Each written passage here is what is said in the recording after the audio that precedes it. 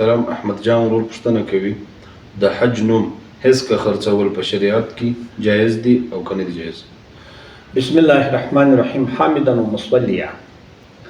محترم دې ته حق وایي. حق دا د حقوق مجرده سره تعلق لري چې د حقوق مجرده تعلق د مثال په توګه یو سړی راولاړ سو د اولیت حق لري دلته چې حج ته ولاړ شي د اولیت ځکه د یسکه ګټلې د سږ کال ځي دا د اولیت حق دی یعنی د سږ کال د تقدیم حق دی یا په موټر کې سړي د مخکې چوکۍ ونیول یا په طیاره کې مخکې چوکۍ ونیول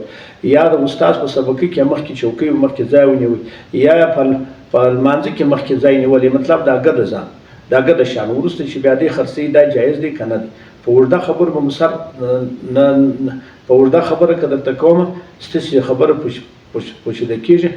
ما دا بیان پوره بل ځای کړی هم دی خو بیا وروسته هم پوره دغه مسله انشاءالله که خدای کول په دغه راډیو کې پوره کړو پر یوه ځای ټول شان وایي.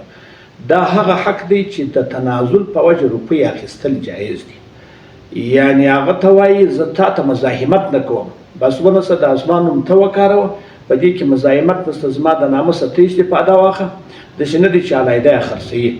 او که چیرې بیا سمدم قانوني حق ولري او هغه ته ټکټ ورکول شي هغه ته قانوني سمدم قانوني قیمت ورکول شي بیا په هغه وخت کې سمه بیانواله او که قانوني قیمت نه ورکول شي لکه چې اوس موږ په دې قانوني قیمت نه یو خبر چې علیحده لیسنس ورکړي علیحده شی ورکړي چې دا ته هر څه چې پکې که دغه رقم نه یو څوک هېڅ که یې وغورځي د تګ واري د تګ واره دی د خپل د تګ سره تنازل وکړي ورته را تسلیم وکړي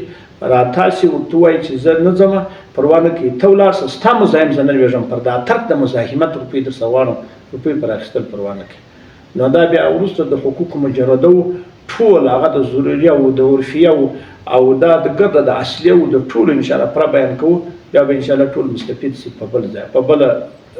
دغه خپرونه کې انشاءالله والله سبحانه وتعالی. ډېره مننه محترم مفتي صاحب په دې هیله چې